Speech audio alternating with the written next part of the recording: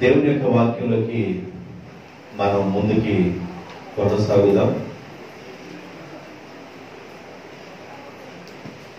Bible ఉన్న వాళ్ళు Bible తెరవండి.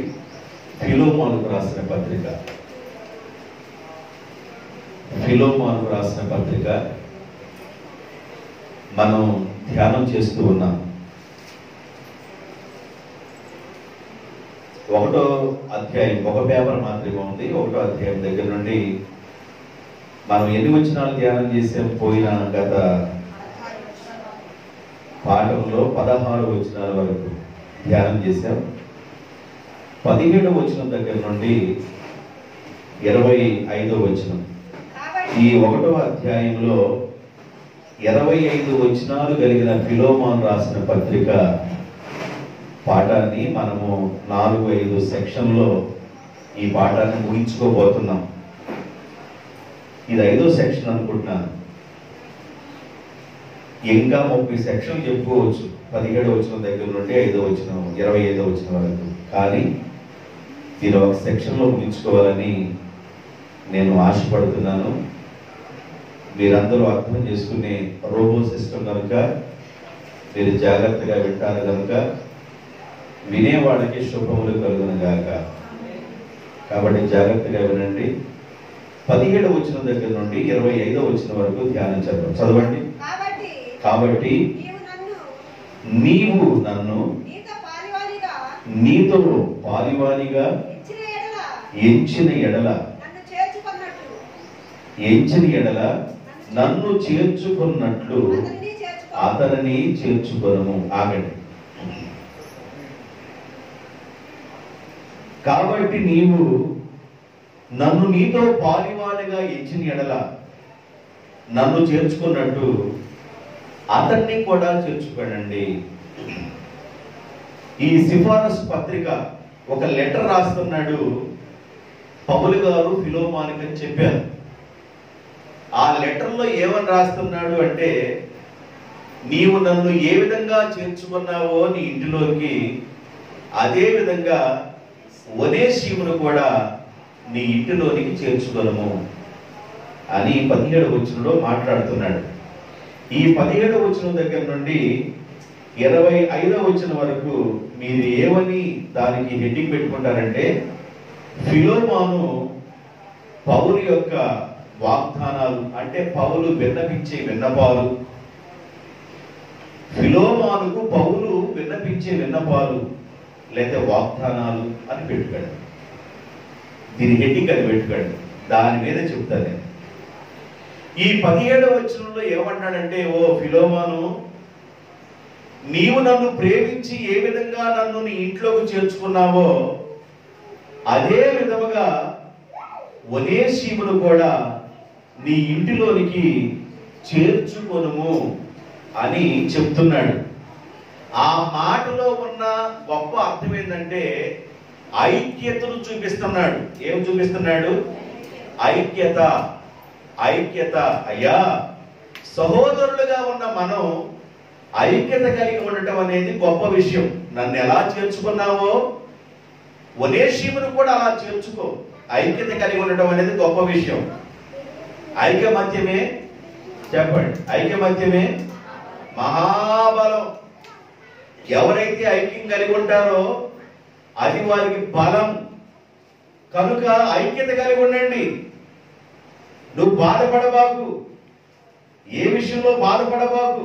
ఈ 17వ వచనం చెబుతాను, చెప్పడానికి దాని కింద వచ్చిన కూడా ఒకసారి చూడండి.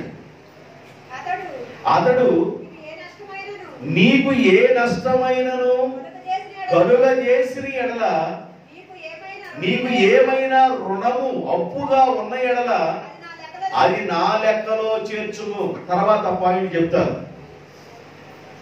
ఆ ఒనేసిము నీకు ఏదైనా అప్పు ఉంటే, ఏదైనా బాకీ ఉంటే, ఆయన దొంగతనం ఇంట్లో ఏదైనా చేసి నిన్ను నష్టపరిచుంటే అది నా లెక్కలోకి చేర్చు.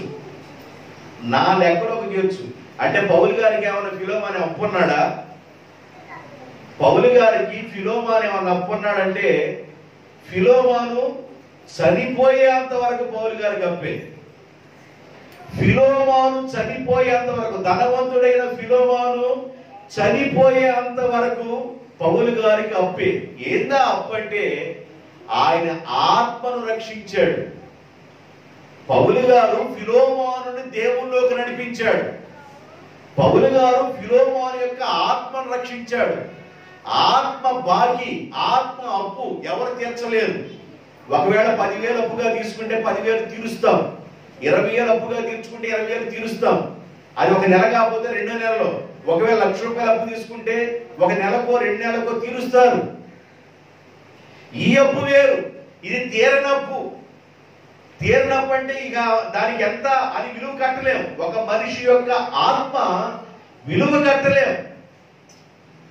ఒక మనిషి శరీరంలో ఉన్న భాగాలు చాలా విలువైన భాగాలు ఉన్నాయి. కళ్ళు విలువైన భాగం, కిడ్నీలు విలువైన భాగం, గుండె విలువైన భాగం, చాలా విలువైన పార్ట్లు ఉన్నాయి. వీటిని లెక్క కట్టలేం. అంత విలువైన భాగాలు ఇవన్నీ. చాలా డబ్బు వస్తుంది. కానీ ఆత్మ అంతకంటే విలువైంది.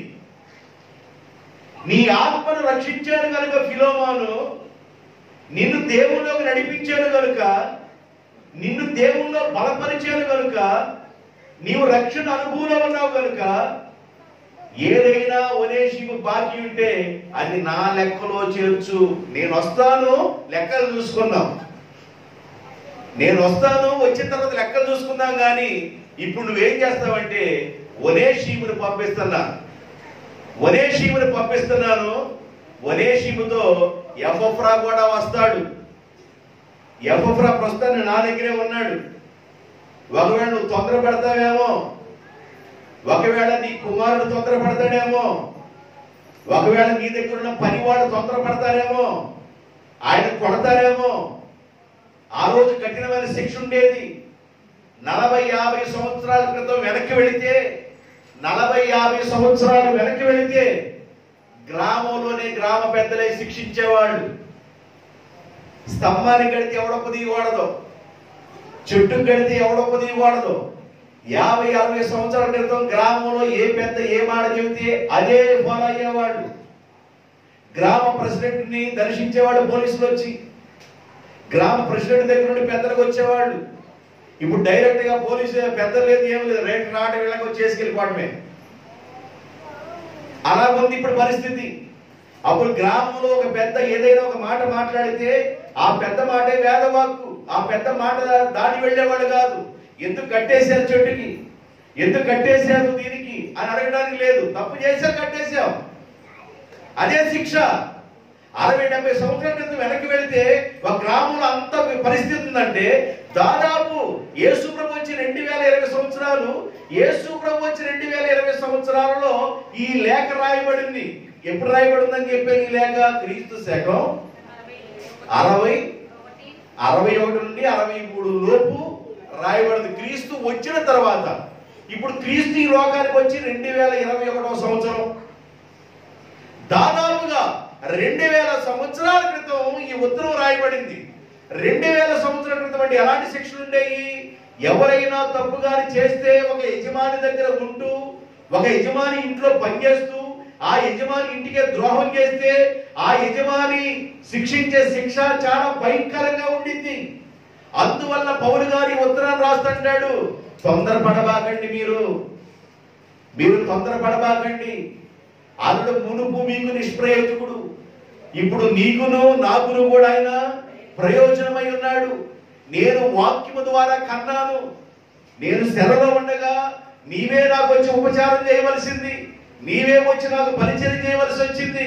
కానీ నీకు బదులు ఒనేషిము వచ్చి నాకు పరిచర్య చేశాడు. నేను ఖైదీగా ఉండి ఆ కష్టాల్లో కనుక్కున్న కుమారుడైన ఒనేషిము తనను చేర్చుకోవడానికి నీవు ఇష్టపడు. నన్ను ఎలా ఇష్టపడి చేర్చుకున్నావని ఇంట్లోకి ఒనేషిమును కూడా అదే విధంగా చేర్చుకొని ఒక సహవాసంలో ఉన్న ఐక్యతను మాట్లాడుతున్నాడు ఆ వచనములో. దేవునికి స్తోత్రం. ఐక్యత లేకుండా మనం ఏం చేయలేమండి. కుటుంబంలో ఉన్న భార్య ఒకవైపు లాగుతుంటే, కుటుంబంలో ఉన్న భర్త ఒకవైపు లాగుతూ ఉంటే, కుటుంబంలో ఉన్న బిడ్డ ఒకవైపు లాగుతుంటే ఆ కుటుంబంలో ఏ కార్యము చేయలేరు. తలపెట్టినది సక్సెస్ కాదు, అద్భుతంగా ఉండదు. ఏదైనా ఒకటి అద్భుతంగా ఉండాలంటే భార్య మాట, భర్త మాట, పిల్లల మాట ఒకటై ఉండాలి. అప్పుడే ఆ కుటుంబానికి ఆశీర్వాదం ఉంటుంది. అది కుటుంబం కానివ్వండి, అది సంఘం కానివ్వండి, ఒకవేళ ఏదైనా కానివ్వండి, కుటుంబంలో ఐక్యమత్యం కలిగి ఉన్నందువల్ల కుటుంబానికి ఆశీర్వాదాలు ఎలాగొస్తాయో. చాలా కష్టాల మధ్య కొలసి ప్రాంతంలో సంఘం కట్టబడింది. మీ ఇంటిలో, ఓ ఫిలోమాను, మీ ఇంటిలో సంఘం నడిపించబడుతుంది. ఆ సంఘాన్ని నడిపించడానికి ఎఫ్రా ఎంతో కష్టపడ్డాడు. ఆ సంఘం కోసం కూడా నేను ఎంతో ప్రార్థన చేశాను. నీ ప్రేమ గురించి విన్నాను. పరిశుద్ధులంటే ఎంతో ప్రేమ ఉందని విన్నాను. యేసుక్రీస్తు అంటే ఎంతో విశ్వాసం ఉందని విన్నాను. అయితే నేను ఒక మాట చెప్తున్నాను, కలిసి ఉండండి. దేవునికి స్తోత్రం. కలిసి ఉండండి. కలిసి ఉంటే కలిగే ఆశీర్వాదాలు వేరు. కలిసి ఉండండి. భార్యాభర్తలు కలిసి ఉండండి. అత్త కోడళ్ళు కలిసి ఉండండి. ఈయంకుళ్ళు ఎఫరాళ్ళు కలిసి ఉండండి. నాఫరాళ్ళుగా ఉండబాకండి అన్నాడు. ఏ రాళ్ళు కొండబాకండి? నాఫరాళ్ళు కొండబాకండి అన్నాడు. ఇక నాఫరాళ్ళు ఉంటే నాఫరాళ్ళే. కలిసి ఉండండి, అది ఆశీర్వాదం. కాబట్టి నేను పంపుతున్నాను, తొందరపడి దాన్ని చేస్తారేమో, మీరు తొందరపడతారేమో, కఠినమైన శిక్ష విధిస్తారేమో. ఆ కఠినమైన శిక్షగా విధించకుండా ఆయన్ని నన్ను ఎలా చూస్తున్నారో, ఒరేషిముని అలా చూడండి. పౌలు గారు ఎలా చూస్తాడు? ఫిలోమాను, పౌలు గారు నాయకుడు. పౌలు గారు ఆత్మల్ని, అనేకమైన ఆత్మలు ప్రభువు నడిపించిన ఆయన నాయకుడు. ఆయన నన్ను ఎలా చూస్తున్నావు? ఒరేషిముని అలా చూడాలంటే, ఒరేషిము ఎవరు? ఫిలోమాన్ ఇంట్లో బానిస, పనివాడు. ఇప్పుడు పనివాడుగా ఉన్న ఒరేషిముని పౌలు గారు లాగా ఎలా చూడగలరు? అలా చూడటమే క్రీస్తు ప్రేమ. దేవునికి స్తోత్రం. హల్లెలూయా. ఒక సంఘంలో రకరకాల కులాల వారు రక్షించబడతారు. రకరకాల కులాల వారు ప్రభు నమ్ముకుంటారు. అందరం యేసుక్రీస్తు యొక్క సంఘంలో మనమందరం ఒకటే అయి ఉన్నాము. ఒకటే పానం చేస్తున్నాము. ఒకటే ఆహారం తింటున్నాము. ఆయన శరీరం అనే రొట్టెని ఆహారంగా తీసుకుంటున్నాం. అన్ని కులాల వాడు, ఆయన రక్తాన్ని అన్ని కులాల వాడు తీసుకుంటున్నాం. ఒక పాత్రలోనే తాగుతున్నాం. ఆయన మూతి పెట్టాడు, నేను మూతి పెట్టనంటాను లేదు. ఆయనకి ఏదైతే పోసామో యేసు రక్తం, నీకు కూడా అదే పోతున్నాం. నీకంటే తక్కువ వాళ్ళకి అదే పోతున్నాం, నీకంటే ఎక్కువ వాళ్ళకి అదే పోతున్నాం. కాబట్టి ఎలాగ మనం ఐక్యత కలిగి ఉన్నామో క్రీస్తు శరీరంలో, మీరు కూడా అలాగే కలిసి ఉండండి అని ఆ కలిసే మాటని 17వ వచనంలో మాట్లాడుతున్నాడు. అది ఐక్యతకు సంబంధించిన మాట. విశ్వాసులు ఎలా ఉండాలంటే, దేవుని పిల్లలు ఎలా ఉండాలంటే ఐక్యత కలిగి ఉండాలి. కొరింథీయులకు రాసిన పత్రికలోకి వెళ్ళండి. 2వ కొరింథీయులకు రాసిన పత్రిక 8వ అధ్యాయం 23వ వచనం. 8వ అధ్యాయము 23వ వచనం. తీతు ఎవడని ఎవరైనా అడిగిన ఎడల అతడు నా పాలివాడును, మీ విషయంలో నా జత పనివాడు. అంటే ఏం చెబుతున్నాడు ఈ మాటలో? కొరింథీ సంఘానికి తీతు గురించి ఏం చెబుతున్నాడు? అతడు పాలివాడు, నా జత పనివాడు. అంటే ఏం తెలియపరుస్తున్నాడు? ఆ మాటలో ఉన్న అర్థమైంది ఐక్యత. ఆ మాటలో ఉన్న అర్థమైంది నా పాలివాడు, నా జత పనివాడు తీతు అని. ఆ మాటలో ఐక్యతను తెలియజేస్తున్నాడు. పౌలు గారు సంఘానికి ఉత్తరాన్ని రాసేటప్పుడు ఎంత ఐక్యం కలిగిన మాటలు రాస్తున్నాడో. మాటల్లో ఐక్యత. మన నోటి మాట ద్వారా మాట్లాడే మాట కుటుంబాన్ని కలిపిద్దండి, సంఘాన్ని కట్టింది. మాట ఐక్యతగా ఉండాలి. మాట జారకూడదు. మాట పొరపాటున మాట్లాడకూడదు. ఒక మాట మాట్లాడితే ఏ వైపు నుండి ఎలా వెళుతుందో దాన్ని ఆసి తూచి మాట్లాడాలి. ఒక మాట మాట్లాడుతున్నప్పుడు ఆ మాటకి ఎన్ని అర్థాలు వస్తాయో, ఎదుటి వాళ్ళకి ఎలాగుంటుందో, మన మాట వాళ్ళకి బలాన్ని కలిగించేసే విధంగా ఉంటుందా, మన మాట వాళ్ళని పొంగదీసే విధంగా ఉంటుందా, మన మాట వాళ్ళని సంతోషం కలిగజేసే ఉంటుందా, మన మాట వాళ్ళకి దుఃఖం కలిగజేసే విధంగా ఉంటుందా, అనేది మనం చూసుకొని మనం మాట్లాడాలి. పౌలు గారు ఎలా మాట్లాడుతున్నాడంటే ఏ సంఘంతో మాట్లాడినా ఐక్యత కలిగి మాట్లాడుతున్నాడు. ఫిలోమాను గురించి, ఫిలోమాను రాస్తూ ఒనేషియం గురించి అన్నాడు, నన్ను ఎలా చేర్చుకున్నావు ఆయన కూడా అలాగే చేర్చుకో. ఆయన చేర్చుకోకుండా బాగానే ఐక్యత మాట్లాడుతున్నాడు. కొన్ని సంఘానికి తీతు గురించి మాట్లాడుతున్నాడు. తీతు నా పాలివాడు, నా జత పనివాడు. అంటే నాతో పాలివాడు ఆయన, నా జత పనివాడని ఆ సంఘంలో తీతుని బలపరుస్తున్నాడు. రోమిలకు రాసిన పత్రిక 12వ అధ్యాయం 5వ వచనం. రోమిలకు రాసిన పత్రిక 12వ అధ్యాయం 5వ వచనం. ఒక్క శరీరంలో మనకు అనేకమైన అవయవములు ఉన్నను, ఈ అవయవములన్నిటికీ ఒక్కటే పని ఎలాగు ఉండదో అలాగే అనేకులమైన మనము క్రీస్తులో ఒక్క శరీరముగా ఉండి ఒకరి కొరకు ఒకరము ప్రత్యేకమైన అవయవములై ఉన్నాము. ఆయన అంటాడు, శరీరములో ఉన్న అవయవాలు అన్ని ఒకటి కాదు, అయితే కలిసి ఉన్నాయి శరీరానికి. చేయి పని చేయి చేసింది,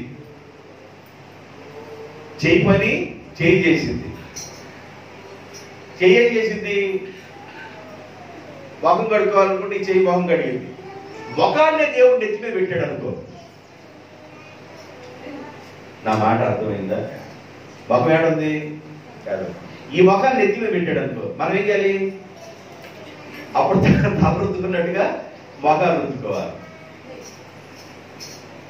దేవుడు ఒక మనిషికి ఏ పార్ట్లు ఏ అవయవం ఎక్కడ ఉండాలో అక్కడ పెట్టి, చెయ్యి పని చెయ్యి చేస్తుంది, కాలు పని కాలు చేస్తుంది, కన్ను పని కన్ను చేస్తుంది, ముక్కు పని ముక్కు చేస్తుంది, నోరు పని నోరు చేస్తుంది, నాలుగు పని నాలుగు చేస్తుంది, తిన్న తర్వాత పొట్ట పని. ఇవన్నీ ఏ భాగంలో ఏ పార్ట్ ఎలా పనిచేయాలో దేవుడు చక్కగా అమర్చాడు. శరీరము ఒక్కటైనా అవయవాలుగా ఉన్నవి ఏ పని చేసే అవయవం ఆ పని చేస్తుంది. అలాగే క్రీస్తు శరీరం అనే సంఘములో మనము అవయవాలుగా ఉన్నాం, కలిసి పని చేయాలి. ఏం చేయాలి? కలిసి పని చేయాలి. శరీరం ఒక రోజు అనుకుందంట, శరీరంలో ఒక పార్టు, ఏ పార్టు? నోరు అనుకుందంట, నేను గాని సప్పరించి నవలకపోతే మింగకపోతే, నేను గాని నోటి ద్వారా గాని పంపించకపోతే ఆహారాన్ని, శరీరం ఎట్టగాడికి బొమ్మాట చూద్దాం అనుకొని నోరు అలిగిందంట. ఒకసారి ఏదన్నా పెడతామంటే నోరు అంటదండి, ఇడ్లీ అమ్మ ఇడ్లీ తింటావా? సాంబార్ తినమ్మా, చట్నీ వేసుకొని అట్టు, చపాతీ అమ్మా,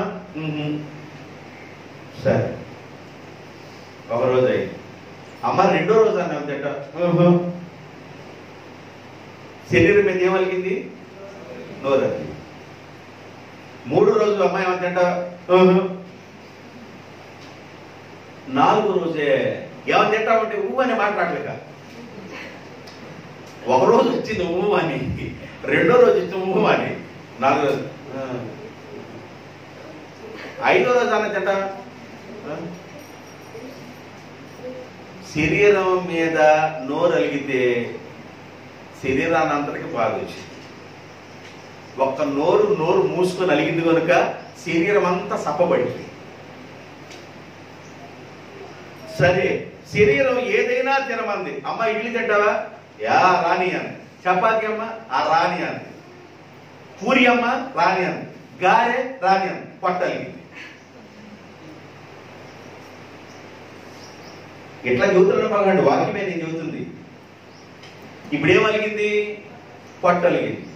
పొట్టలిగి తనకి తిన్న గారెట్టి వెళ్ళాలి, తిన్న ఇడ్లీ ఎట్టి వెళ్ళాలా, తిన్న చపాతి ఎట్టి వెళ్ళాలా? కడుపు ఉబ్బుతుంది. అమ్మా అమ్మా ఏందమ్మా? ఏం లేదు, పైకి ఎగశ్వాస దిగశ్వాస, నాకేం అర్థం కావట్లేదు. ఏందమ్మా వెళ్ళేవా పొద్దున? అసలుకి ఏం లేదమ్మా, బ్రేకు బిల్లు ఏం లేదు, కానీ అన్ని కట్ అయిపోయాయి. గడ్డలు పడేవి లేదు. తిన్న తర్వాత పొట్ట చేస్తే అన్ని అవయవాలు బాగుంటాయి. దేవునికి స్తోత్రం. పొట్ట అలిగినా డేంజరే, నోరు అలిగినా డేంజరే, కన్ను అలిగినా డేంజరే. ఒకసారి అనుకున్నాడంట, ఇదే రోడ్లో నేను 30 సంవత్సరాల నుంచి నడుస్తున్నా, ఈ రోజు కళ్ళు మూసుకుని నడవాలనుకున్నాడు. దేవుడు అనుకున్నాడంట, అప్పుడు దేవుడు ప్రార్థన చేస్తున్నాడంట, వీడిని ఎట్లాగైనా ఆస్వాదించాలి అని ఒక మూట ఆ రోడ్లో పడేశాడు. ఆశీర్వదించాలనుకున్నాడంట దేవుడు, ఒక మూటను పడేసాడు. ఇటు ఈడన్నా ఎత్తుకుని వెళ్తాడు చిన్నగా. మనకి ట్రైన్లో దొరుకుతూ ఉంటాయిగా, బస్సులో ట్రైన్లో ఏడో ఎవరు పాప మర్చిపోయి కొడతారు, ఒకరికి ఎవరితో దొరికింది, ఎవరికైనా ఇస్తారు, ఇంటికి తెచ్చుకుంటారు. అది మీరు కావాలని తీసుకుంది కాదు. అదే రోడ్లో నేను 30 సంవత్సరాలు నడుస్తున్నాను కాబట్టి నేను కళ్ళు మూసుకొని నడిస్తే నడవగలనా అని మూట దగ్గర రాని అనుకున్నాడంట. ఇక కొద్ది దూరం ఉన్నాను, ఇక కళ్ళు మూసుకొని నడుస్తున్నాడు. అబ్బా బాగా నడుస్తుందని మూట దాటాడు, దూరం వెళ్ళిపోయాడు. చాలా దూరం నడిచి నేను కరెక్ట్ అనుకున్నాడు. దేవుడు చూశాడు, ఏమరా నువ్వు ఎన్నో రోజుల నుంచి ఏడుస్తున్నావని, నిన్ను ఆశీర్వదించాలని ఒక మూట తీసుకుని ఆడపడేస్తే ఇప్పుడే కళ్ళు ముయ్యాలంటారా మాయిదావాడా? ఇప్పుడే నువ్వు కళ్ళు ముయ్యాలా? నేను నిన్ను ఆశీర్వదించాలని అదంతా తీసుకుని బాగుపడతావు అనుకుంటే ఇప్పుడే నువ్వు కళ్ళు ముయ్యాలంటే అదంతే, కొందరికి అదంతే. కాబట్టి పౌలు గారు రోమా సంఘంతో ఏమని మాట్లాడుతున్నాడంటే, మనము క్రీస్తు శరీరములో అవయవములమై ఉన్నాము. మన శరీరంలో అవయవాలు ఎలాగైతే పనిచేస్తున్నాయో మనమందరము ఇక్కడ మనం కలుస్తున్నామే, ఆయన శరీరం అనే ఇంటిలో సంఘంలో మనము ఒక అవయవమై ఉన్నాం. అంటే ఏంది?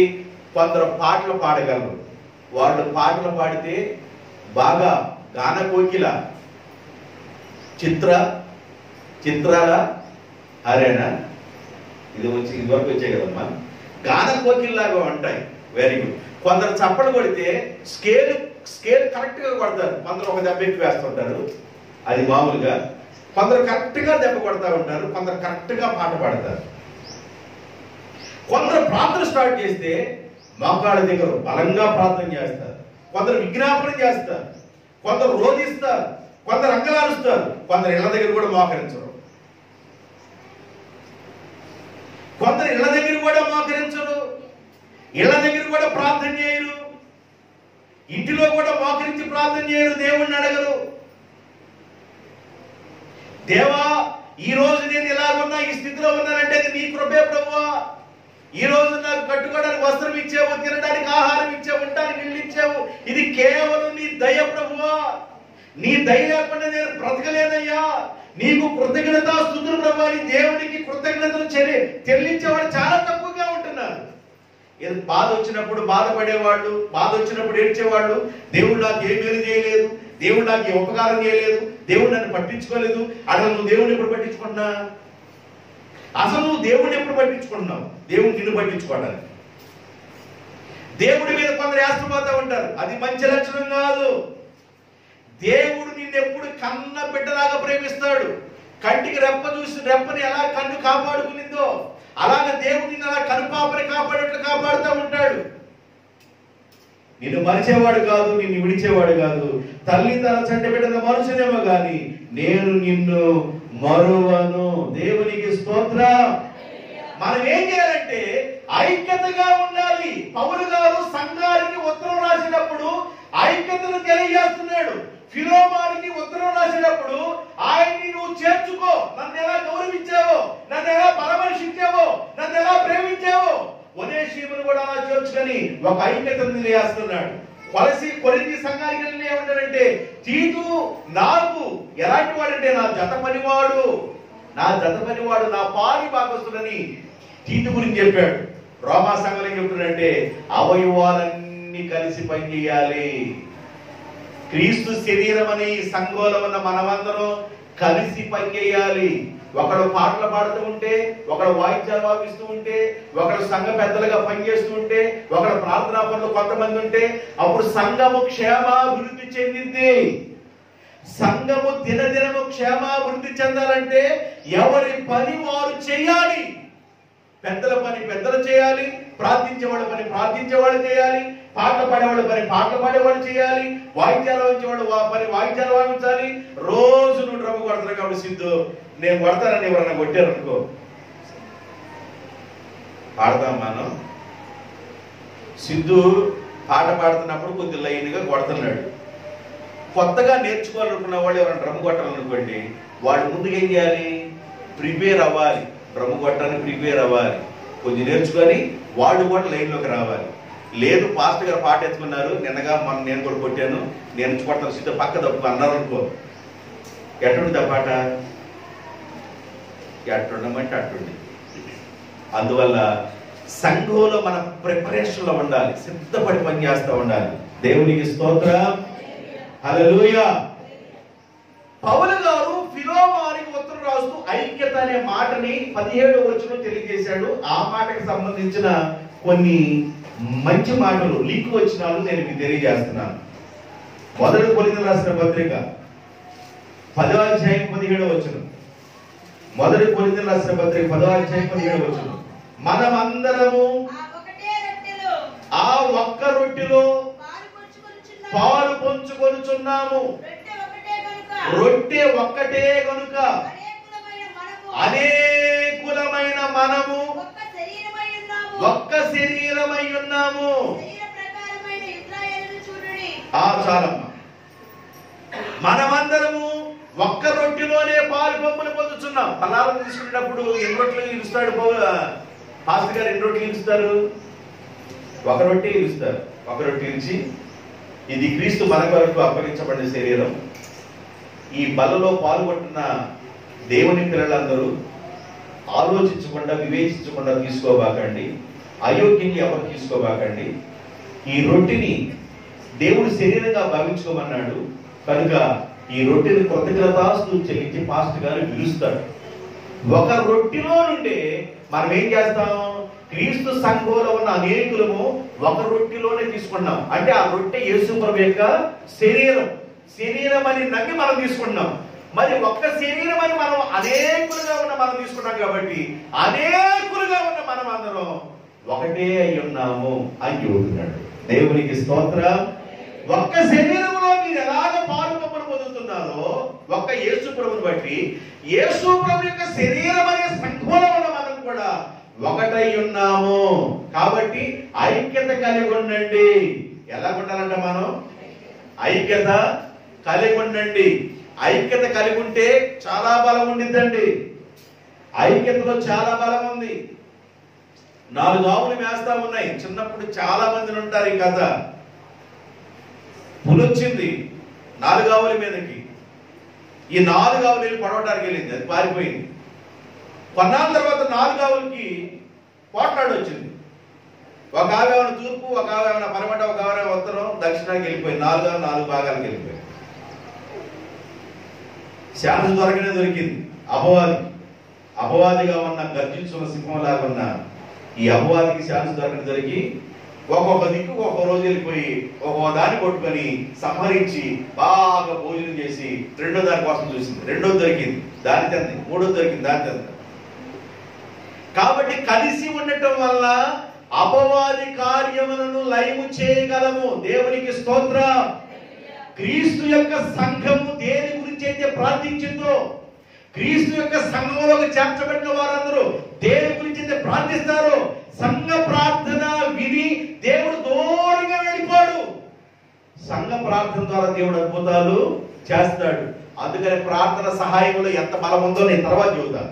ప్రార్థనలో ఎంత బలం ఉందో తర్వాత చెబుతాను. తర్వాత వచనాలు వస్తాయి, ఆ వచనాల్లో ప్రార్థన బలం ఎంత ఉందో చెబుతాను. ఇప్పుడు ఐక్యత చెబుతున్నా, ఐక్యత తెలియజేస్తున్నా. యేసు ప్రభు యొక్క శరీరం అనే రొట్టె ఒకటే.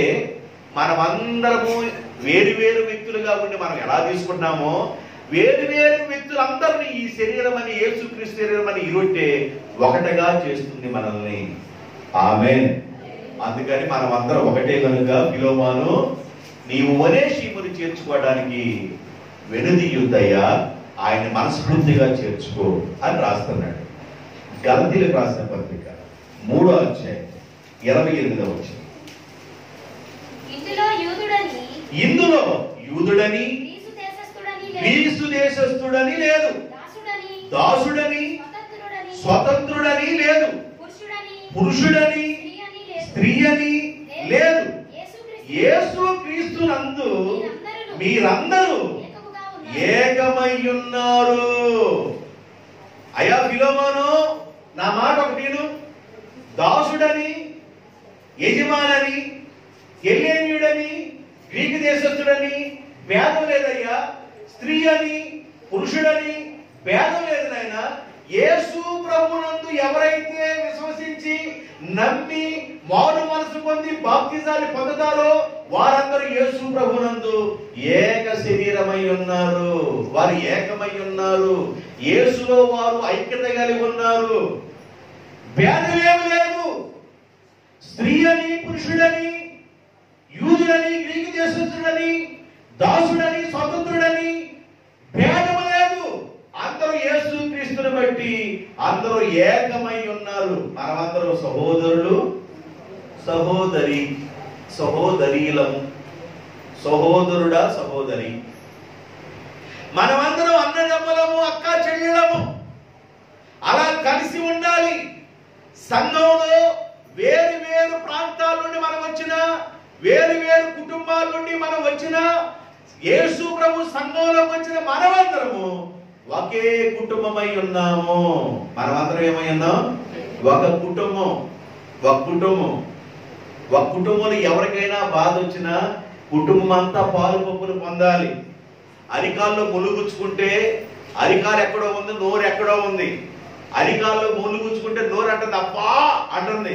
అంటే శరీరాలందరికీ ఏమొచ్చేసింది? బాధ వచ్చేసింది.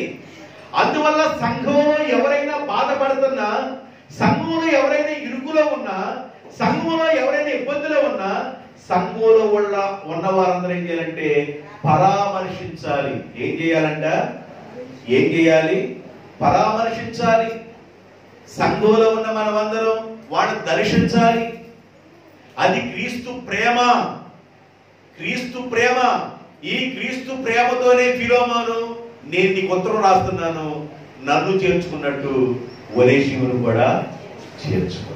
ఇంకెలా చెప్పాలని చాలా మాటలు ఉన్నాయి. నేను రెండో పాయింట్లో పెడతాను. 18వ వచనం చదవండి. మొదటి వచనం ఫిలోమోను రాసిన పత్రిక 18వ వచనం. అతడు నీకు ఏ నష్టమైనను కలుగు చేసిన ఎడల, నీకు ఏమైనా రుణమున్న ఎడల అది నా లెక్కలో చేర్చుము. పౌలను నేను నా స్వహస్తముతో ఈ మాటలు మీకు రాయించున్నాను. పౌలనే నేను నా స్వహస్తముతో ఈ మాటలు రాయించున్నాను. అది నేనే తీర్చును. అయినను నీ ఆత్మ విషయంలో నీవే నాకు రుణపడి ఉన్నావు. ఆ మాట నేను నా నోటితో చెప్పనేలా? అవును సహోదరుడా, ప్రభువునందు నీ వలన నాకు ఆనందము కలగనిమ్ము. క్రీస్తునందు నా హృదయమునకు విశ్రాంతి కలుగు చేయము. నేను చెప్పిన దానికంటే ఎక్కువగా నువ్వు చేస్తావని. అసలు చక్కగా చూడు ఏం చెప్తున్నాడు. అబ్బాయి నన్ను చేర్చుకున్నట్టు ఆయన చేర్చుకో అని అన్నాడు కదా. అట్లా కాదు, నాకంటే ఎక్కువ చూడని చెబుతున్నాడు. నేను చెప్పినవన్నీ చక్కగా చేస్తావని, దానికంటే నువ్వు ఎక్కువగా చేస్తావని ఎరిగి నా మాటను వినేవాడమని నమ్మి నీకు వ్రాయిచున్నాను. దేవునికి స్తోత్రం. గట్టి చెబుదాం హల్లెలూయా, హల్లెలూయా. ఇప్పుడు మన సంఘంలో ఉన్న బంధువులు బాంబేలో ఉన్నారు. నేను మీ అందరికంటే ఇష్టం, మీ అందరికి నేనంటే ఇష్టం. మీ బంధువులు బాంబేలో ఉన్నారు, నేను బాంబే వెళుతున్నానమ్మా అని అన్నా. బాంబే వెళ్ళినప్పుడు మా అబ్బాయి ఉన్నాడు కానీ మా అబ్బాయి ఇంటికి వెళ్ళండి అయ్యా, మీరు తప్పనిసరిగా మా అబ్బాయి ఇంటికి వెళ్ళండి అయ్యా అని మీరు చెప్పారు. నేను వెళ్ళటానికి నిశ్చయించుకున్నా. మీరు మీ అబ్బాయికి ఫోన్ చేసి ఏం చెబుతారంటే, రే మాస్టర్ గారు వస్తున్నారు, జాగ్రత్త, మంచి చూడయ్యా, ఆ టైంలో నువ్వు బయటికి వెళ్ళబాకరా, బయటకు వెళ్ళి పనులు పెట్టుకోబాకు, పాస్టర్ గారు నీకు ఫోన్ చేసిన వెంటనే ఎక్కడున్నాడో తెలుసుకొని తొందరగా రిసీవ్ చేసుకొని ఇంటికి తీసుకెళ్ళు, ఆయన మంచిగా చూసుకో, పరామర్శించు, ఆయన మంచిగా భోజనం చేయి, నీ కలిగిన దాంట్లో మంచి కానికి బాగా ఆయన చేర్చుకోరా అని నువ్వేం చేస్తావంటే జాగ్రత్తలు చెబుతావు. అయినా నాకు ఉన్నాడు కాబట్టి నాకంటే ఎక్కువ చేస్తావు కదా అని అన్నాడు పౌలు గారు. పౌలు గారు అన్నాడు, నేను ఈ మాటలు చెబుతున్నాను కానీ నా మాట అంటే నీకు చాలా వేదవాక్కు, నేను చెప్పిన దానికి నువ్వు ఎక్కువ చేస్తావు, చేర్చుకోబో ఇంటికి అన్నాడు. దేవునికి స్తోత్రం. ఈ మాటలో ఉన్న అర్థం ఏంటంటే నీకు ఏమైనా రుణం ఉన్నాయడదా. రుణం ఏం రుణం ఉంటుందండి? ఆత్మీయ రుణము. ఏ రుణం అంట? ఆత్మీయ రుణం. ఆత్మీయ రుణం అంటే ఈ ఆత్మ ఎప్పుడు మనం బాకీయేనండి. నీ ఆత్మ ఎప్పుడు బాకీయే. నిన్ను కన్నా దైవజనుడికి నీ ఆత్మ ఎప్పుడు బాకీయే. కాబట్టి ఈ బాకీని మనం ఈ భూమి మీద బ్రతికొండగా తీర్చుకోలేము. ఈ ఆత్మ చాలా వాల్యుబుల్, ఆత్మ చాలా విలువైంది. నేను ఆత్మలో పాడుదును, ఆత్మలో ప్రార్థించును. ఎవరైతే ఆత్మలో ప్రార్థిస్తారో, ఆత్మలో అడుగుతారో, ఆత్మీయంగా జీవిస్తారో వాడికి సూర్యుడు ఆగిపోతాడు, చంద్రుడు ఆగిపోతాడు. భూమి వాళ్ళ మాట వినింది, సముద్రము వాళ్ళ మాట వినింది, వర్షము వాళ్ళ మాట వినింది, తుఫాను వాళ్ళ మాట వినింది. ఆత్మలో ఎవరైతే ప్రార్థన చేస్తారో, ఆత్మలో ప్రార్థన చేసిన ఏలియా ప్రార్థన విని ఆకాశము వర్షము కురవకుండా 3.5 సంవత్సరాలు ఆగిపోయింది.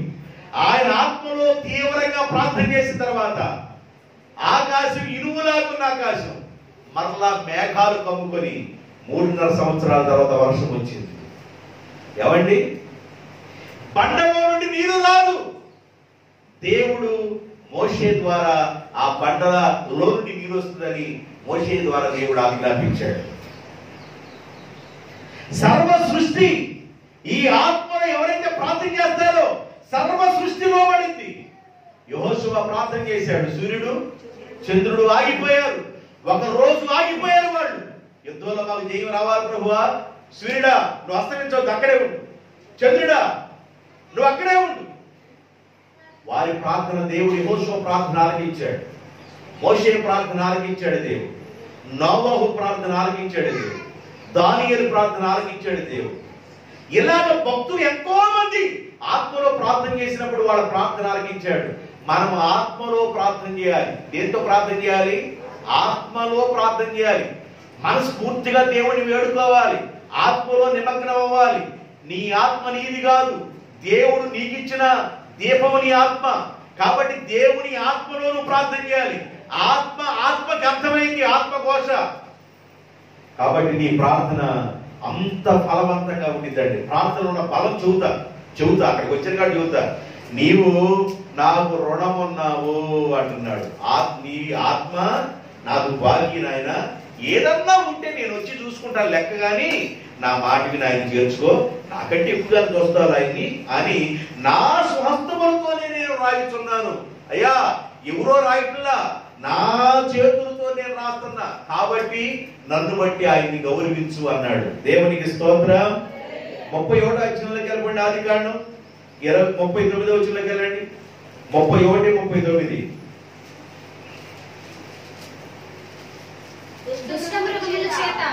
దుష్ట మృగముల చేత చీల్చబడిన గొర్రెలను నీ యొద్దకు తేలేదు మామగారైన లాబాను గారు. దుష్ట మృగముల చేత చీల్చబడిన గొర్రెల్ని నేను నీ లెక్కలోకి తీసుకురాలేదు మామగారు. ఆ నష్టము నువ్వు నాకు ఇచ్చే జీతంలోనే పెట్టుకున్నాను.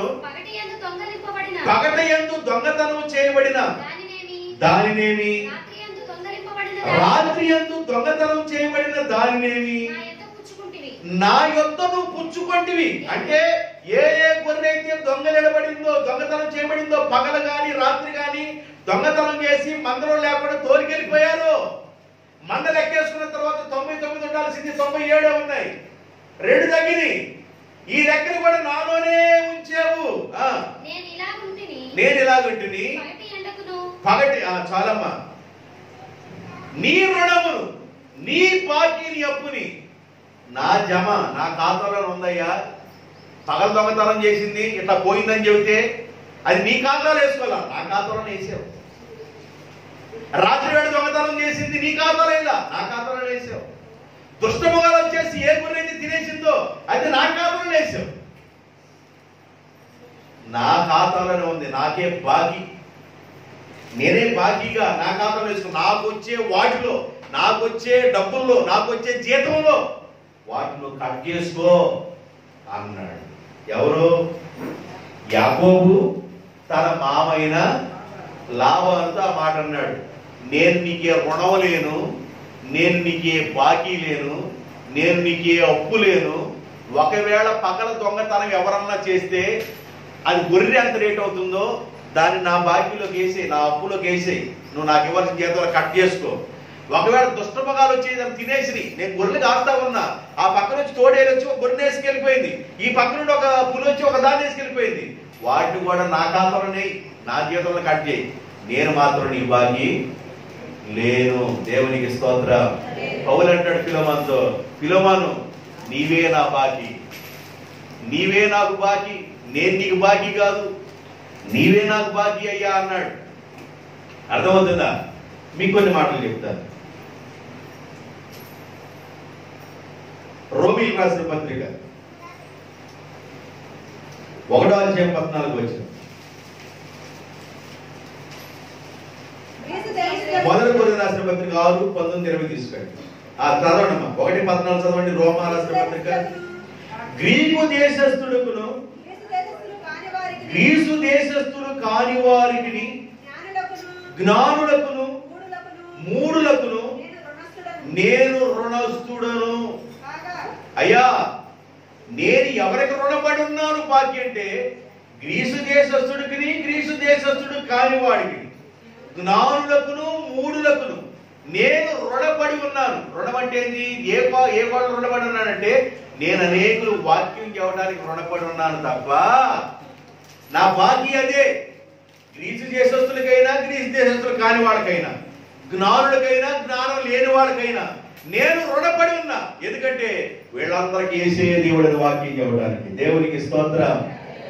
నేను బ్రతుకున్నంత కాలం యేసే దేవుడిని చెప్పడానికి నేను రుణపడి ఉన్నాను. యేసయ్య నన్ను కన్నాడు, యేసయ్య నన్ను కొన్నాడు, స్వరక్తం ఇచ్చి నన్ను సంపాదించుకున్నాడు కనుక నేను బ్రతుకున్నంత కాలం రుణస్తుడిని. యేసు ప్రభుకి నేను బాకీ. ఏ బాకీ అంటే వాక్యం అనేకులకు అందించే బాకీలో నేనున్నా. వాక్యం చెప్పాలి, వాక్యం చెప్పకపోతే శ్రమ నాకు. అందువల్ల అనేకులకి నా కంట్రోల్లో ప్రాణం ఉండగా నేను అనేకులకి వాక్యం చెబుతాను. ఏ విషయంలో నేను బాకీ అంటే వాక్యం చెప్తానికి, అనేకులు వాక్యం పంచి పెట్టడానికి. గ్రీసు దేశస్తుడికైనా, గ్రీసు దేశస్తుడు కాని వాడికైనా, జ్ఞానుడికైనా, మూఢుడికైనా నేను రుణస్తుడిని. అంటే దాని అర్థం ఏంటంటే దేనికైనా రుణస్తుడివి? ఏమన్నా నా దగ్గర అప్పాన్ని తీసుకున్నావా? జ్ఞానుల దగ్గర అప్పాన్ని తీసుకున్నావా? మూడుల దగ్గర అప్పు తీసుకున్న డబ్బు కాదు. వాడికి ఏ విషయంలో రుణం కొన్నానంటే వాళ్ళకు వాక్యం చెప్పి వాళ్ళకి కనే అంతవరకు నేను బాకీనయ్యా. వాళ్ళకి వాక్యం చెప్పి వాళ్ళ మరలా వాక్యం ద్వారా కనే అంతవరకు కూడా నేను బాకీ అన్నాడు. కాబట్టి మన రుణం నీ ఆత్మని ఎవరైతే పోషిస్తున్నారో వాక్యం చెప్పి, వాక్యం ద్వారా నిన్ను ఎవరైతే కన్నారో, వాక్యం ద్వారా ఎవరైతే నిన్ను పెంచుతున్నారో, నీవు బ్రతుకున్నంత కాలం వారికి బాకీ అనండి. నేనెవరికి బాకీ అనంటే నేనెవరికైతే వాక్యం అందించలేదో వాళ్ళందరికీ నేను బాకీ, నేను రుణస్తుడిని. అందువల్ల ఏం చేయాలంటే వాక్యాన్ని అనేకులకు అందించడానికి నేను పనిచేయాలి. వాక్యం చెప్పే వ్యక్తులకు మీరేం చేయాలంటే మీరు రుణపడి ఉన్నారు కాబట్టి చెప్పే వ్యక్తుల్ని మీరు ఒక ఆదర్శంగా తీసుకొని ఆ వ్యక్తులకు మీరు ఇవ్వాల్సిన గౌరవాన్ని ఆ వ్యక్తులకు మీరు ఇవ్వాలి. దేవునికి స్తోత్రం. కిందకు వచ్చారు. ఇంక ఈ విషయంలో నేను చెప్పాలని చాలా విషయాలు ఉన్నాయి కానీ కొరింథీ పత్రిక 6:19-20 చెప్పాను కానీ అది చదవద్దులే. ఆ మాట ఏమిటంటే మీరు విలువ పెట్టి కొనబడిన వారు కనుక మీరు సొత్తు గారు, మీరు దేవునికి సంబంధించిన వాడు అన్నారు. మీ దేహముతో దేవుణ్ణి మహిమపరచండి. ఎందుకంటే దేవుడు మీకు ఈ దేహాన్ని ఇచ్చాడు కాబట్టి, అబ్బాయి దేహం ఇచ్చిన దేవుడిని మీరు కనపరచండి. దేహం ఇచ్చిన దేవుడికి మీరు అప్పు, దేహం ఇచ్చిన దేవుడికి మనం రుణస్తులం కనుక మనం ఏం చేయాలంటే ఆయన్ని మహిమపరచాలి. ఈ దేహం ఒక రోజు ఏమైపోయిందంటే శిథిలమైపోయింది. ఒకరోజు ఏమైంది? ఈ దేహం కుప్పలాగా కూలిపోయింది. ఈ దేహం కుప్పలాగా ఒకరోజు కూలిపోవడానికి సిద్ధంగా ఉంది. ఇది కుప్పవలే కూలిపోక మునిపే ఈ దేహం ఇచ్చిన దేవుడికి మనం మన చేతులతో, మన కరవలతో, మన స్వరములతో ఆయన్ని మహిమ పరుచుదుముగాక. దేవునికి స్తోత్రం. రాలిపోదువో నీవు, కూలిపోదువో, తెలియదురా నీకు ఏ గడియో. రాలిపోదువో నీవు, కూలిపోదువో, తెలియదురా నీకు ఏ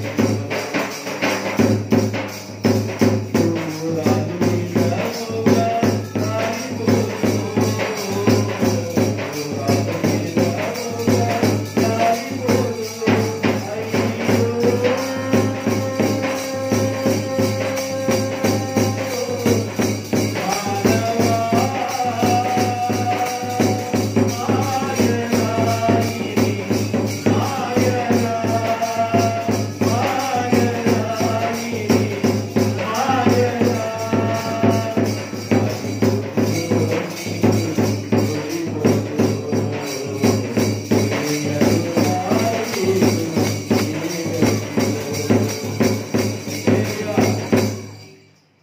కొత్తగా ఇల్లు కట్టుకొని ఓపెనింగ్ పిలిచారు. కొత్తగా ఇల్లు కట్టుకుని ఓపెనింగ్ పిలిస్తే నేను ప్రభువుని నమ్ముకోవాలా. అప్పుడు నేను చిన్నపిల్లడు అన్నా. నేను వెళ్ళి ఆ కోటానికి, ఆ కోటంలో పాస్టర్ గారు ఏ పాట వేసుకున్నాడంటే, రాలిపోదువో నీవు, కూలిపోదువో. నేను పక్కకి ఇల్లు కట్టుకుంటే రాలిపోదువో నీవు, కూలిపోదువేంది? ఏ పాట పాడాలా? పెళ్లిళ్ళు చేసుకునే వాళ్ళ దగ్గరికి వెళ్ళి పరదేశులము ప్రియులారా మన, ఇప్పుడు మీరు తాడుబడి కట్టుకుంటారు కానీ పరమేది కాదు. ఇప్పుడు ఎంత సౌందర్యంగా గాన లగిరిని పెట్టుకొని, డ్రెస్ చేసుకునే వాళ్ళు పెట్టుకొని, తబలాలు మ్యూజిక్లు పెట్టుకొని ఈ రకంగా గందరగోళంగా పెళ్లి చేసుకుంటుంటే పరదేశంలో ప్రియులారని పాట. ఏ పాట పాడాలా? ఏ పాట పాడాలంటే, కొత్తగా ఇల్లు ఓపెన్ అవుతుంటే రాలిపోదు నీకు, కూలిపోదని పడితే వాళ్ళకి బిస్త్రపోయి చూస్తున్నారు. పాస్టర్ గారికి వెళ్ళే ఏం చేయాలి అర్థం కాదు. మరి ఒక చోటుకి వెళ్ళా, అది ఇల్లు ఓపెనింగే. భూమి మీద ఉన్న ఈ గుడారము శిథిలమైపోవును గాని అల్లించాడు. భూమి మీద ఉన్న గుడారం శిథిలమైంది. ఇల్లు కట్టుకుంటే ఆ ఇంట్లో శుభవచనాలు పలకాలి కానీ, ఈ ఇంట్లో రక్షణ గురించిన సునాదం వినపడును. యెహోషువ గృహం వల్ల నేను నా ఇంటి వారు రక్షించబడతాము, నా ఇల్లు దేవుణ్ణి ఆరాధిస్తుంది, అబ్రాహాం ఇల్లు వల్ల మీరు ఉండాలో లేకపోతే ఎట్లా ఉండాలని చెప్పాలి. ఆ మర్మం ఏందో నాకు అర్థం కాల. కళ్ళజోడు పెట్టుకొని వచ్చాడు. కళ్ళజోడు పెట్టుకొని, అది నల్ల కళ్ళజోడు. అది నేను ఇంటికి విమర్శించాలా పాస్టర్ గారిని అని, పాపం ఎప్పటి నుంచో పిలువు అన్నారు. పిలిచాను. జోసఫ్ మాస్టర్ గారి ఇంట్లో వచ్చాడు. ఇల్లు కడుతున్నారు. పాప మాట బాగాలేదని అడగడుతున్నారు.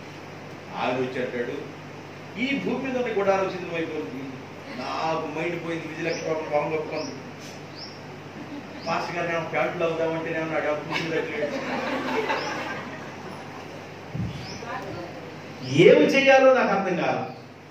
ఎంత బాధ వేసిందంటే, ఆ తల్లి బాధపడ్డాది, నేను చాలా బాధపడ్డాను. ఇప్పుడు నుంచి అంటున్నాను, ఒకసారి పిలవ పిలిచారయ్యా, ఇక చూడు ఎవరు పెట్టకుందంటే అట్టకుండా నాకు చాలా బాధ వేసింది. ఆ తర్వాత లేచి, ప్రియులారా ఈ గృహంలో రక్షణ గురించి సునాదాలు దేవుడు వినిపించిన గాక, దేవుడు అబ్రహాం గృహం వల్ల జీవించిన గాక, కొన్ని విషయాలు చెప్పి పాస్టర్ గారిని ఎందుకు పిలుచుకుంటారు? కుటుంబానికి దీవించి వెళ్తాడని పిలుచుకుంటారు. దేవునికి స్తోత్రం. దీవెన వచనాలు ఆది కాండం నుండి ఎన్నో వచనాలు దీవెన వచనాలు ఉన్నాయి. దీవెన వచనాలు పలికి ఆ గృహాన్ని దీవించి వెళ్ళాలని దైవజనుడిని పిలుచుకుంటారు. అక్కడ మర్మాలు ఎరగదీసి మర్మరాలు పెట్టి మనం ఏదో చేయకూడదు. దేవునికి స్తోత్రం. హల్లెలూయా. అర్థమవుతుందండి? కాబట్టి ఎప్పుడు ఏ పాట పాడాలో ఆ పాటే పాడాలా. కృతజ్ఞత కోటానికి వెళ్ళాం, ఆ పాటే పాడుకోవాలి. ఒకవేళ ఇంకొక కోటానికి వెళ్ళాం, ఆ పాట పాడుకోవాలి. ఎన్నో రకాలైన పాటలు ఉన్నాయి. అక్కడ పాట ఇక్కడ పాట అక్కడ పాడే ఉంటే తాలింపు దినుసులు ఎక్కువైపోయి కూర తినలేం. దినుసులన్నీ ఎక్కువైపోతాయి, కూర తినలేమేక. అందువల్ల జాగ్రత్తగా ఉందురుగాక. ఇప్పుడు నేను ప్రార్థన గురించి చెప్పాలనుకుంటున్నాను. ఫిలోమోను రాసిన పత్రికలో 22వ వచనం 1:22. అంతేకాదు నీ ప్రార్థన మూలముగా నేను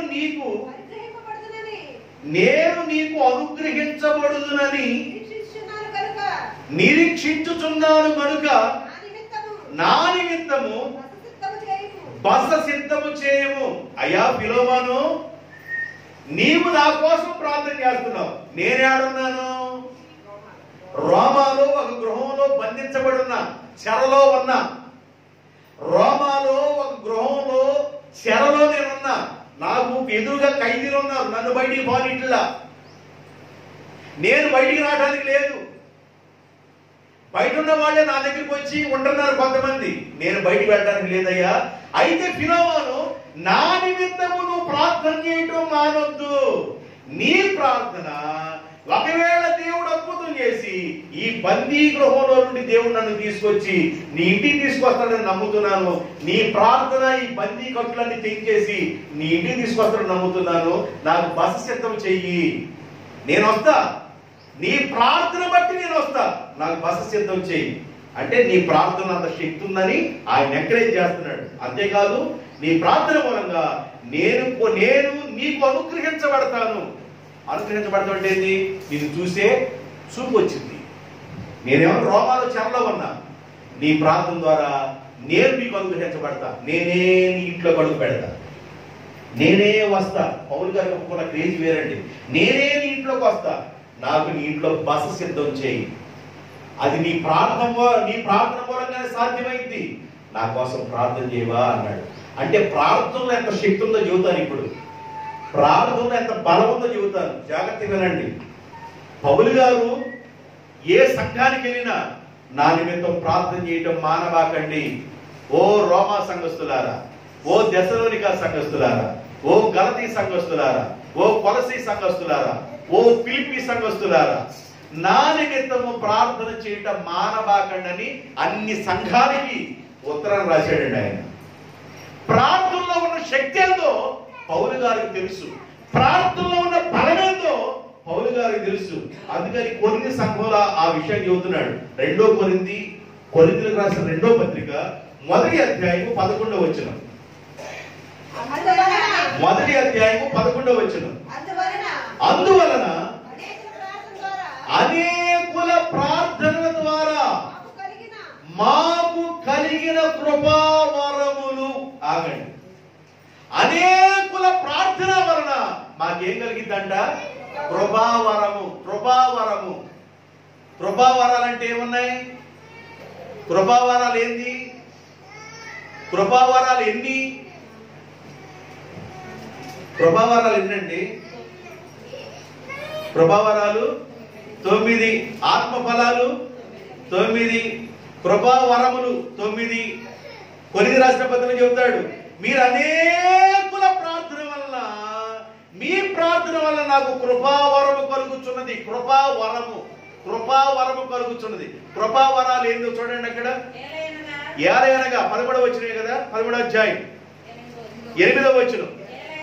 1 కొరింథీ అనా 1 కొరింథీ 12వ అధ్యాయము 8వ వచనం. ఏలయనగా ఒకని ఆత్మ మూలముగా బుద్ధి వాక్యమును, మరి ఒకరి ఆత్మ మూలముగా జ్ఞాన వాక్యమును, మరి ఒకరి ఆత్మ మూలముగా విశ్వాసమును, మరి ఒకరికి ఆత్మ మూలంగా స్వస్థపరచు వరమును, మరి ఒకరికి అద్భుతములు చేయి వరమును, మరి ఒకరికి ప్రవచన వరమును, మరి ఒకరికి ఆత్మల వివేచనయు, మరి ఒకరికి నానా విధమైన భాషలు మాట్లాడే వరమును, మరి ఒకరికి భాషలు మాట్లాడే వారుంటే భాషకు అర్థం చెప్పే వరమును అనుగ్రహింపబడి ఉన్నది. ఇవన్నీ కృపా వరములు.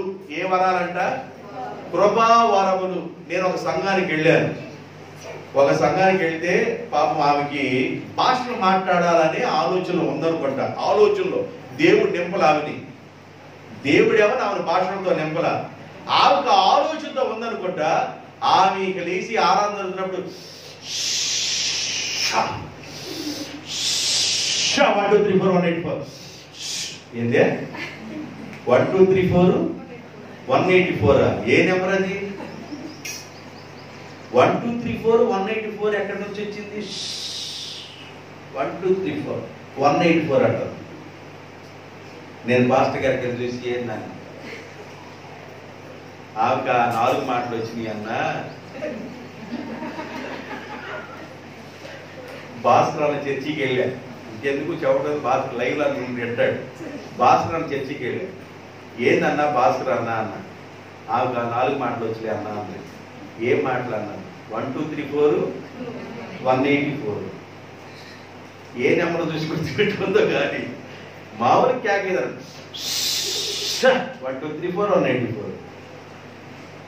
ఇక భాషలా ఎవడు మాట్లాడమన్నాడు? నిన్ను వద్దే మాట్లాడు, దేవుడు నింపితే మాట్లాడు. దేవుడు నింపితే ఆ భాష వేరు. దేవునికి స్తోత్రం, హల్లెలూయా. కొందరికి ఈ కృపావరాలు నానా విధాలు. ఆత్మ ఒక్కడే, నానా విధాలు 9 రకాలైన కృపావరాలు ఉన్నాయి. స్వస్థపరచు వరము, అద్భుతాలు చేసే వరము, జ్ఞానవాక్యము, బుద్ధివాక్యము, విశ్వాసము, మరి ప్రవచించే వరము, మరి భాషలు మాట్లాడే వరము, భాషకు అర్థాలు చెప్పే వరము. ఇవన్నీ కృపావరాలు.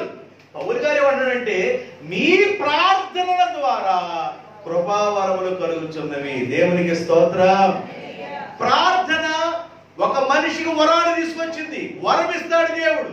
అందువల్ల ప్రార్థనలో కనిపెట్టాలి. ప్రార్థనలో దేవుణ్ణి వేడుకోవాలి. దేవా మీ కృప రానివాడి ప్రభాని వేడుకోవాలి. ఆ ప్రార్థనలో ఉన్న ఆ శక్తి వేరండి. దానియేలు కాలంలో రాజుగారికి కాలొచ్చి మర్చిపోతే దానియేలు ప్రార్థన చేశాడు. ప్రార్థనలో దేవుడు బయలుపరిచాడు. ప్రార్థనలో బయలుపరిచే వరం అది. రాజుగారికి ఏ కాలం వచ్చిందో ఆ కళ్ళ దేవుడు షడ్రకు మేషకు అబేద్నెగోలు దానియేలు ప్రార్థన ఆలకించి దేవుడు ఆ కళ్ళను బయలుపరిచాడు. కళను బయలుపరిచే వరం ఉంది. యేషేపు కళ వచ్చింది. ఆ కళని ఎవరు చెప్పలేకపోతున్నారు? ఈజిప్ట్ దేశంలో మాంత్రికులు కానీ శకునగాడులు కానీ ఎవరు చెప్పలేకపోతున్నారు. యేషేపు వచ్చి అన్నాడు, దేవుడే నీకు కళ ఇచ్చాడు అని ఆ కళకు అర్థం చెప్పాడు. అర్థం చెప్పేవారు. ఇవన్నీ వరాలు ఎలా వస్తాయంటే ప్రార్థన ద్వారా. దేవునికి స్తోత్రం. ఏం చేయాలి? మన ఇంట్లో ప్రార్థన చేయాలి. ప్రార్థనకు ఒక బలిపీఠం ఉండాలి. నీ మోకాళ్ళు నల్లగైతే నువ్వు ఆత్మీయంగా షైన్ అవుతావు. మోకాళ్ళు నల్లగైతే ఆత్మీయంగా షైన్ అవుతావు నువ్వు.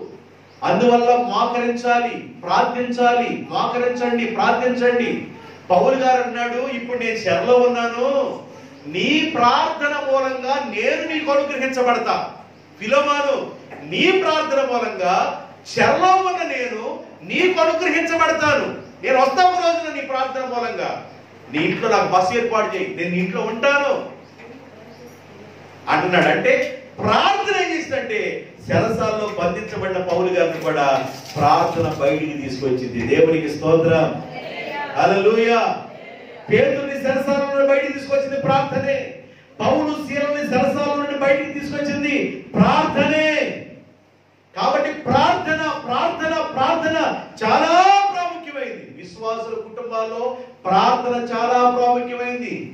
నువ్వు అన్నం తింటమన్నా మానే, ప్రార్థన చేయటం మానే బాబు. అన్నం తింటమన్నా మానే, ప్రార్థన చేయటం మాన బాబు. ప్రార్థన నీ కుటుంబానికి అంత ప్రాముఖ్యమైంది, ప్రార్థన నీ సంఘానికి అంత ప్రాముఖ్యమైంది, ప్రార్థన నీ రక్త పారిశానికి అంత ప్రాముఖ్యమైంది. ప్రార్థన అంత విలువైందండి. 127 సంస్థానాల్లో అటాదు నెల, అటాదేనా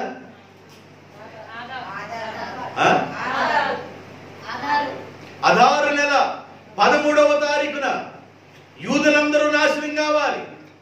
12వ నెల అదారు నెల 13వ తారీఖున యూదులందరూ నాశనం కావాలి. ఎస్తేరు ప్రార్థన, మొర్దెకై యొక్క ప్రార్థన, వారిద్దరు ప్రార్థనలు 127 సంస్థానములో ఉన్న యూదులందరిని తప్పించింది. దేవునికి స్తోత్రం. 127 సంస్థానములు, హిందూ దేశం మొదలుకొని కూషు దేశం వరకు, ఆఫ్రికా ఖండంలో ఉన్న కూషు దేశం వరకు 127 సంస్థానముల్లో యూదులు ఎక్కడెక్కడైతే ఉన్నారో వారందరిని తప్పించింది ఎస్తేరు ప్రార్థన, మొర్దెకై ప్రార్థన. అందువల్ల ప్రార్థన చాలా ప్రాముఖ్యమైంది. ప్రార్థన అన్నవన్న మానేయండి, ప్రార్థన చేయటం మానవాకండి.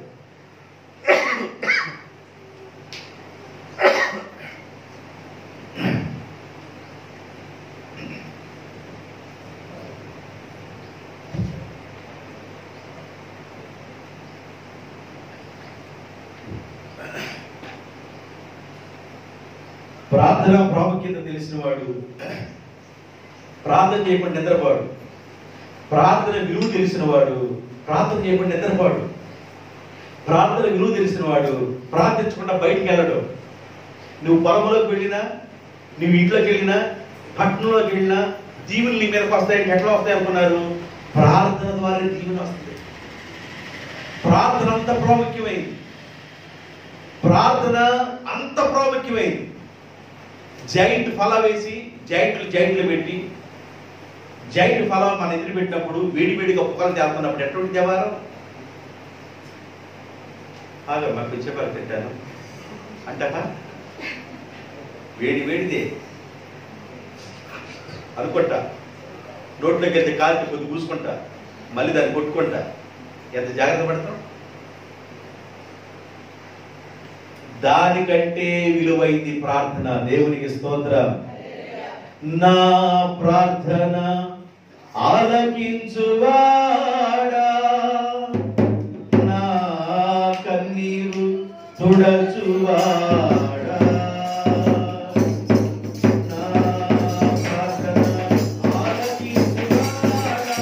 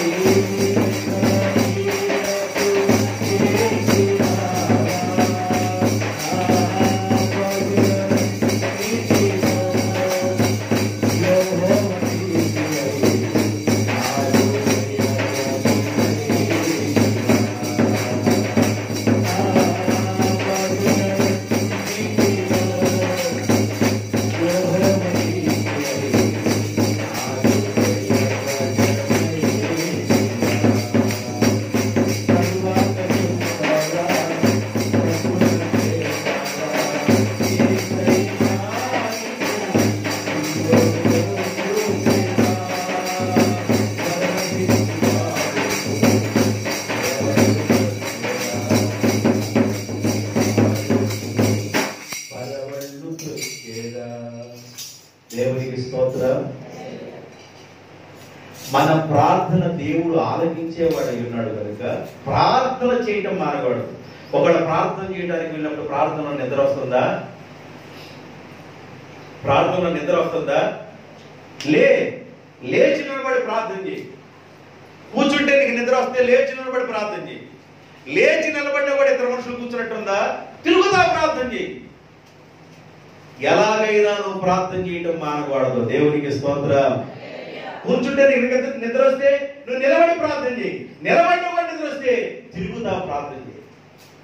నిలబడి తిరుగుతా ప్రార్థన చేయి. ఏం తిరుగుతా ప్రార్థన చేస్తున్నావు అంటాడే దేవుడు. అన్నాడు నువ్వు ఎలా అయినా ప్రార్థన చేయడం దేవునికి ఇష్టం. దేవునికి స్తోత్రం. హల్లెలూయా. ప్రార్థన ద్వారా కృపావరాలు వస్తాయి. ఏమొస్తాయంట? కృపావరము ప్రార్థన ద్వారా వచ్చింది. ఇంటూరులో వందనం గారు ఇప్పుడు నేను చూడాలని ఆశ ఉంది. దేవుడు ఇప్పుడు చూపించడం తెలియదు. విజయవాడ సేవ చేస్తున్నాడంట. వందనం గారు ఆయన ఒక చెట్టు మీద కూర్చొని ఒక బోర తీసుకొని ప్రయాసపడి భారమవుతున్న వాళ్ళారా నా దగ్గరికి రండి, నీకు విశ్రాంతిని కలుగు చేస్తానని ప్రభువుని యేసు తెలియజేశాడు. కనుక ఏదైనా బాధల్లో గాని, శ్రమలో గాని, ఇరుకులో గాని, ఇబ్బందుల్లో గాని ఉన్న వాళ్ళారా మీరు యేసు ముందుకు రండి అని ఆయన బోరతో పలుకుతా ఉంటే ఆయన స్వరం బోర్లు ఎంతవరకు అయితే వినబడుతున్నాయో స్వరం వినపడి అంతవరకు దెయ్యాలకి ఎవరన్నా పట్టుంటే ఆడ పడిపోయేవాడు అంట. అదొక వరం ఆయనకి. డేవిడ్ బ్రహ్మం గారని కొన్ని సంవత్సరాల క్రితం మన ఊరు వచ్చారు. మనుషులు విజయవాడ సేవ చేస్తాడు. పెద్ద సేవకుడు డేవిడ్ బ్రహ్మం. నిత్యానంద గృహము మనకై యేసు సిద్ధపరిచే పరమందున ఆ పాట ఆడతాడు. ఆయన వచ్చాడు. ఆయన రక్షణలోకి వచ్చింది వాళ్ళ తల్లి ద్వారా. వాళ్ళ తల్లి అస్వస్థతగా ఉన్నప్పుడు ఈ వందనం గారి ప్రార్థన ద్వారా ఆమె రక్షించబడింది. దేవునికి స్తోత్రం. ఈ వందనం గారు ఇంటూరులో సేవ చేసిన ఈ వందనం గారి ప్రార్థన ద్వారా డేవిడ్ బ్రహ్మం గారి యొక్క తల్లి రక్షణ పొందింది. ఆమె ద్వారా ఆడ కుమార్ రక్షణకు వచ్చిన పెద్ద పాస్టర్ గారు అయ్యారు ఆయన గారు బ్రహ్మం గారు. ప్రాథమిక చదువు అవసరం లేదు, డిగ్రీ అవసరం లేదు. విద్య లేని పామరులకు ఎంత జ్ఞానం ఎక్కడి నుండి వచ్చిందని ఆ రోజు శాస్త్రులు పరిశీలనుకున్నారు. విద్య లేని పామరుడు కదా పేతురు. ఆయన నడుస్తుంటే ఇన్ని అద్భుతాలు జరుగుతున్నాయి, ఆయన నీడబడుతుంటే ఇన్ని అద్భుతాలు జరుగుతుందంటే ప్రార్థన ద్వారా అద్భుతాలు జరుగుతున్నాయి. ప్రార్థన ద్వారా అద్భుతాలు జరుగుతాయి. లేచి నిలబడి ప్రార్థన చేయి, మోకరించి ప్రార్థన చేయి, సమయాన్ని తీసుకొని ప్రార్థన చేయి.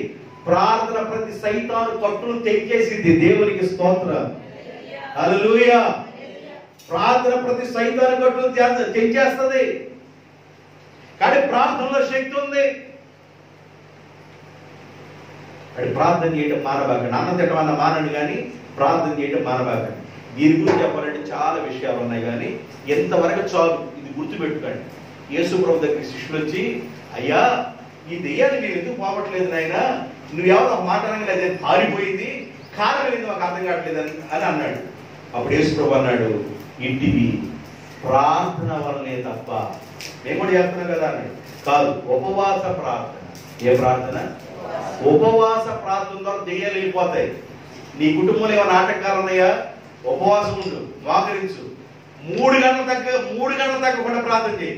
3 గంటలు మోకాళ్ళ మీద ఉండి 3 గంటలు తగ్గకుండా ప్రార్థన చేయి. ఉపవాస ప్రార్థన ద్వారా ప్రతి కట్టు తెగిపోయింది. నీ పిల్లలకి ఏదైనా ఆటంకంగా ఉన్నాయా? నీ పిల్లలు ఇబ్బంది పడుతున్నారా? మోకరించు. నీ కూతురు ఏమైనా ఇబ్బంది పడుతుందా? మోకరించు. ఏదైనా నీ కుటుంబంలో ఇబ్బందులు ఉన్నాయా? మోకరించు. 3 గంటలు తగ్గకుండా ప్రార్థన చేయడం ప్రారంభించు. యేసు నామములో ఆ కట్టులు తెగిపోవునుగాక. ప్రార్థన పరిస్థితులు మార్చింది. కాబట్టి ఫిలోమానుతో అంటున్నాడు పౌలు గారు, నేను ఇప్పుడు బంధకాల్లో ఉన్నాను, నీ ప్రార్థన మూలంగా ఫిలోమాను నేను నీకు అనుగ్రహించబడతాను. అంటే నేను వస్తాను, ఈ బంధకాల నుంచి నీ ఇంట్లో నాకు బస చెయ్యి, సిద్ధం చేయన్నాడు. ఎంతవరకు మీకు వాక్యం అర్థమైంది చాలు. ఇంకా కింద వచనాలు ఉన్నాయి. వీళ్ళందరూ నాతోనే ఉన్నారని చెబుతాడు. ఎవరెవరు? ఎపఫ్రా నాతో ఉన్నాడు, అరిస్టార్కు నాతో ఉన్నాడు, దేమా నాతో ఉన్నాడు, లోకా నాతో ఉన్నాడు, మార్కు నాతోనే ఉన్నారు. వీళ్ళందరూ నీకు వందనములు చెప్పుచున్నారు. కేంద్రంతో ఫిలోమోను రాసిన పత్రిక సమాప్తమైన. దేవుడు మిమ్మల్ని దీవించను గాక. భావించండి, ప్రార్థించండి.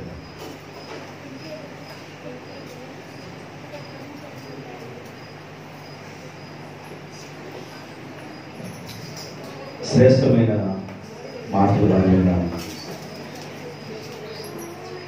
ప్రార్థన పరిస్థితులు మారుస్తుందని, ప్రార్థనే క్రైస్తవుడికి ఊపిరని,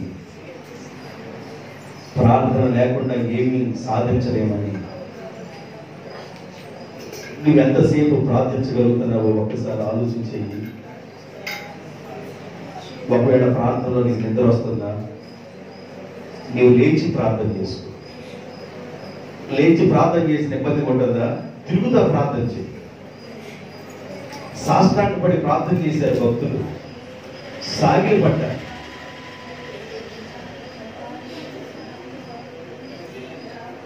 చేతులెత్తి ప్రార్థన చేశారు. నీవే మా దిక్కయ్యా, నీవే మాకు అండయ్యా, నీవే మాకు సహాయకుడు అయ్యని చేతులెత్తి ప్రార్థన చేశారు. మన రెండు చేతులెత్తి ఒకసారి ప్రార్థన చేద్దాం. ఒకసారి మనం రెండు చేతులెత్తి ప్రార్థన చేద్దాం. దేవానికి వందనాలు నాయన, స్తుతులు స్తోత్రాలు, స్తుతులు స్తోత్రాలు, స్తుతులు స్తోత్రాలు నాయన. మీ సన్నిధిలో ప్రార్థన చేస్తున్నాం. మీ పరిశుద్ధాత్మ దీవెన నింపుదల రానివ్వండి. మీ మేలు చేత మమ్మల్ని నింపండి అయ్యా. మా కుటుంబాన్ని మీ మేలు చేత నింపండి నాయన. కుటుంబాల చుట్టూ మీ పరిశుద్ధాత్మ కంచినాడు నాయన. శోధకుడు దుష్టుడు ఏ కుటుంబాలు ఏలకుండా వాడి కార్యములు పతనమైపోవును గాక. నజరేయుడు పరిశుద్ధుడైన యేసు నామములో ప్రతి విశ్వాసి గృహములో మీ మహిమ నిండుగా పరిచయును గాక. దయమడి వారి తండ్రి, ప్రతి కుటుంబం చుట్టూ కంచివేనాయన. ప్రతి కుటుంబంలో ప్రార్థనాత్మచునైనా ప్రతి బిడ్డ దీవించబడినట్టుగా సహాయం దయచేయనైనా. ప్రార్థన మూలంగా సమస్తము సాధ్యమని తెలియపరిచిన వాడా మీకు స్తోత్రాలు. ప్రార్థనే మా ఊపిరిగా తీసుకొని, ప్రార్థనే మా ఆయుధముగా తీసుకొని, ప్రార్థన ద్వారా, ప్రార్థననే విశ్వాసపు డాలు ద్వారా మేము ముందు కొనసాగినట్టుగా కృప దయచేయమని ప్రార్థన చేస్తున్నాం. నా ప్రభువా, నా దేవా, మీకు వందనాలు తండ్రి.